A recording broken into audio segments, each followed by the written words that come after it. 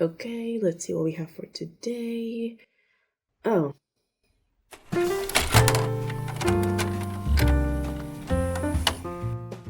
everyone, welcome back to Anomaly Workshop and welcome back to a brand new video.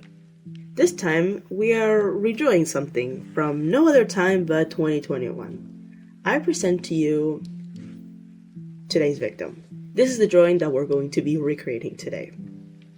I had this idea a while ago because I really like remaking the artwork I used to do, especially back in 2021, which is when I started taking art more seriously. And this drawing is one of the first ones that I did that is kind of story or character related, which in this case is ROC token.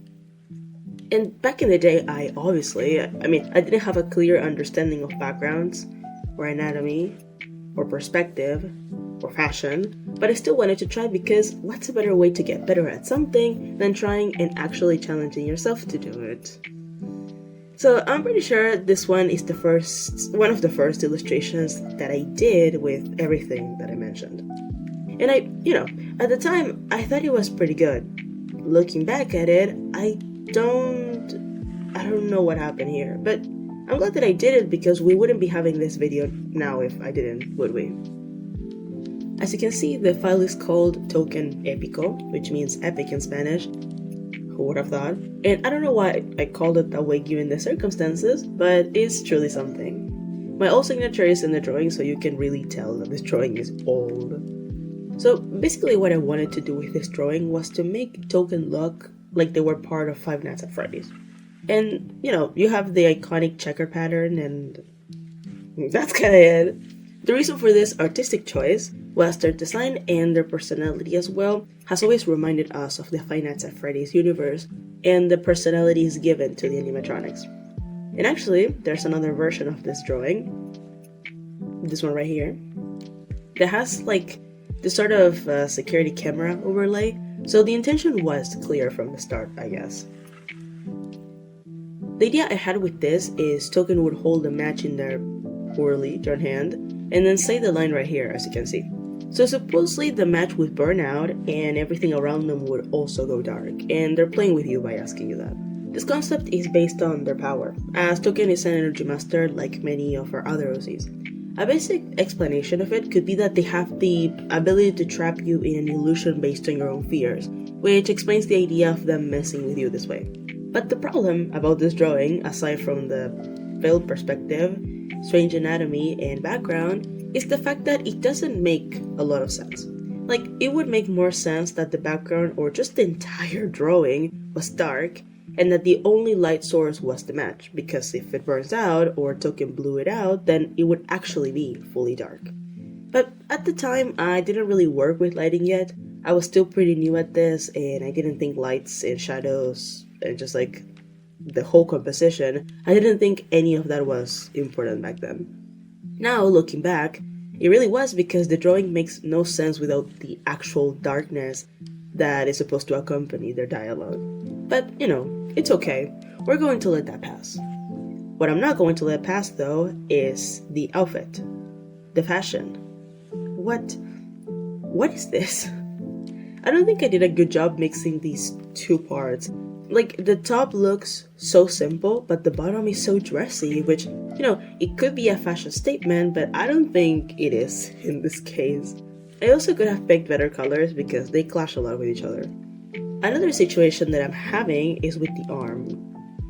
This one. Why is the forearm, or well, actually both parts of the arm, so long? But again, I'm going to let that pass because anatomy is pretty complicated. The hand always rubbed me the wrong way. Even while drawing this, I remember being like, yeah, no, this hand makes no sense, but I left it looking like that, I don't know why. So yeah, then obviously rendering, there are no shadows, and the shadows that exist are all decorations. But you know what else brushes me off? The hat. Like, why is the hat floating on top of their head? Although I'm going to give it to myself, drawing hats is actually pretty complicated. Now let's get to the redraw itself.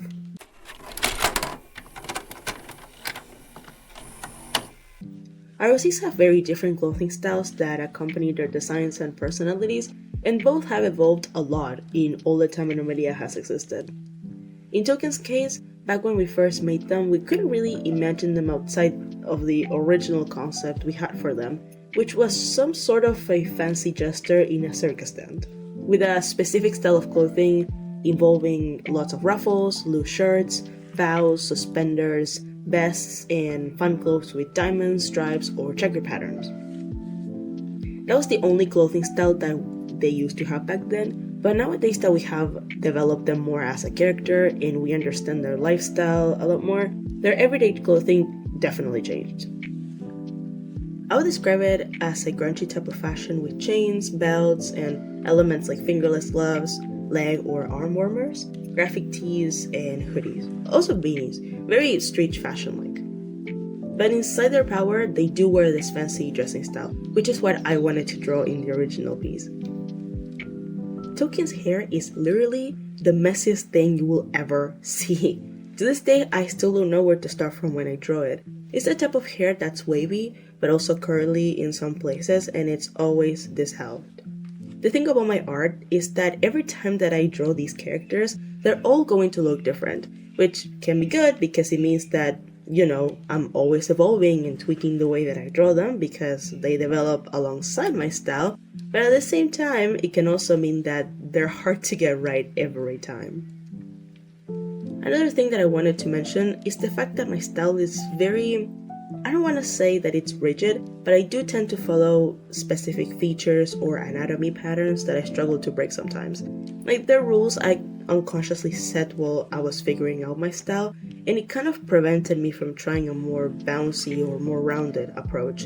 Even if my style is not really pointy or blocky, I would say it actually leans more towards it being soft-edged, but I feel like when it comes to expressions, I was never able to play with the different shapes eyes can make to exaggerate an expression.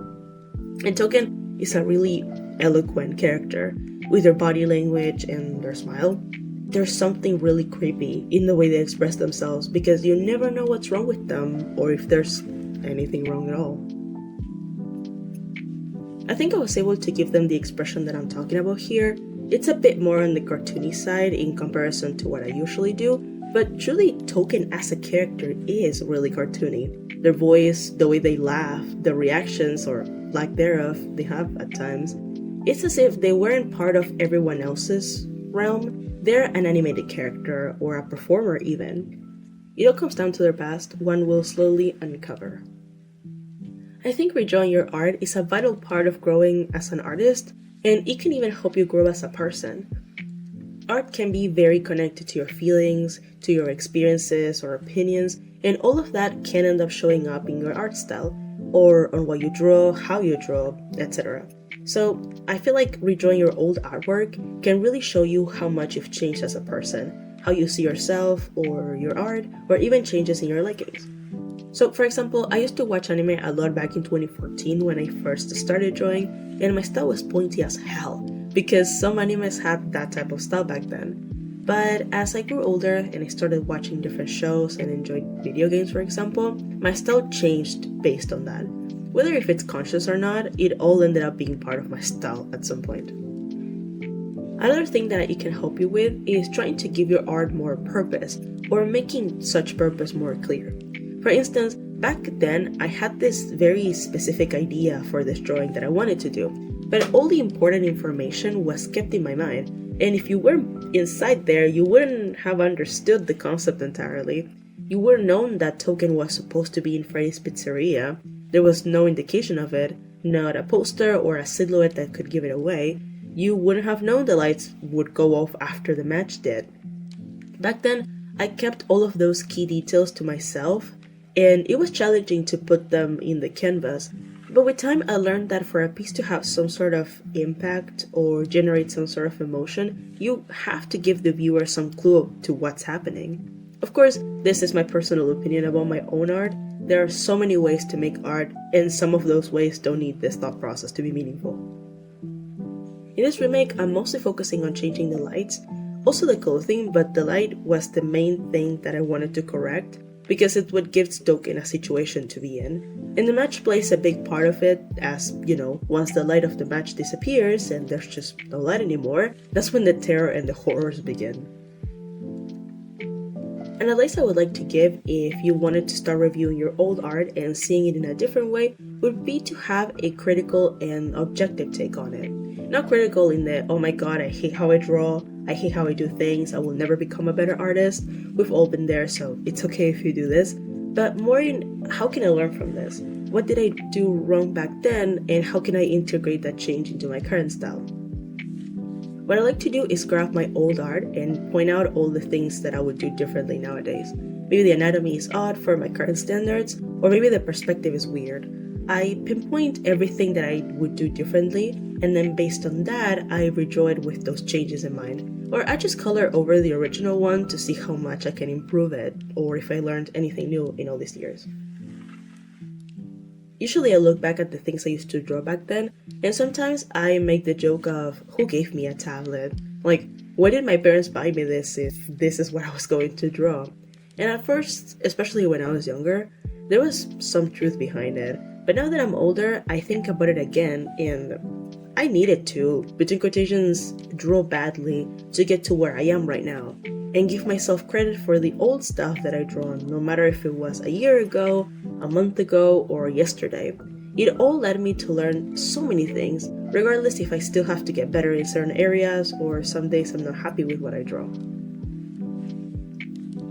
Because even if nowadays I'm super happy with my art, my process, and all the things that I was able to achieve throughout the years, at the same time, I know there's so much room for improvement. There's so much stuff that I still don't know how to do and I want to learn how to do them. For example, I'm not that good at complex perspectives or expressions. I do struggle with anatomy sometimes, and all of that is in my bucket list to practice. That's why I usually try to challenge myself and include one or multiple items I struggle with in my drawings, so I can get better little by little. I'm really liking this drawing so far. For some reason, the reference I found for the color ended up looking kind of odd. Like, it was fine, but it looked disproportionate to the rest of the composition. So I started again, and it ended up looking way better. Now, that's another point that I wanted to make when it comes to redrawing. Deleting layers or erasing a part that took you a long time to draw because it just doesn't look right. I know it sucks. I know it feels horrible because you're like, I spent so much time drawing this and now you're telling me that I should delete it? Yes, exactly. No, but it is better to take a break from what you can't draw and then try again. I promise you the second try is worth it.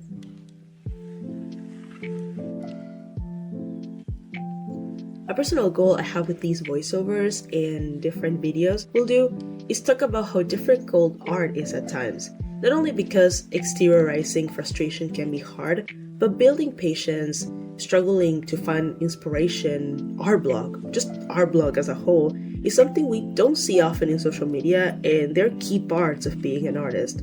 You're able to draw whatever you want, but at what cost?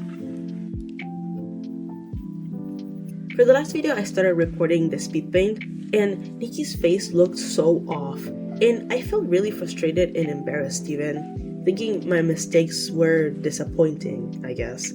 So I took a break from the drawing and moved on to something else, and I started everything all over again. But now I was actually enjoying the process, and the frustration was worth it, because truly it helped me see I desperately needed to stop looking at the screen and obsessing over the mistakes. When I first started digital art, I kind of thought all the tools I had would save me from practicing, or it would be kind of a Christmas miracle and I'd be incredible at drawing with minimal effort, but naturally and obviously this isn't true, and I think I learned that pretty fast.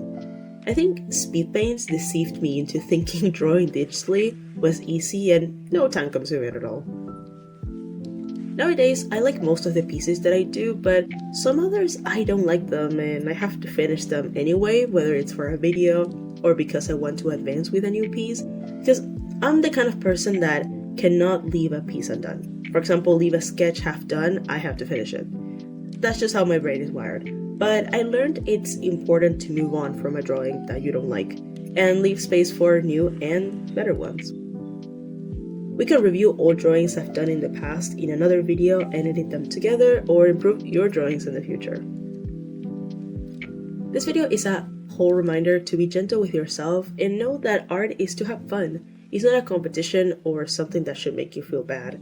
If you're not enjoying it, then it's way better to step away from it and find something that can motivate you or inspire you, rather than keep going and pressuring yourself into doing something that ultimately you're just not enjoying. Thank you so much for watching. I'm sorry if my voice sounds different from other videos. I've been sick all week and just now started feeling better to record. We hope you enjoyed this drawing. I think there's a big improvement.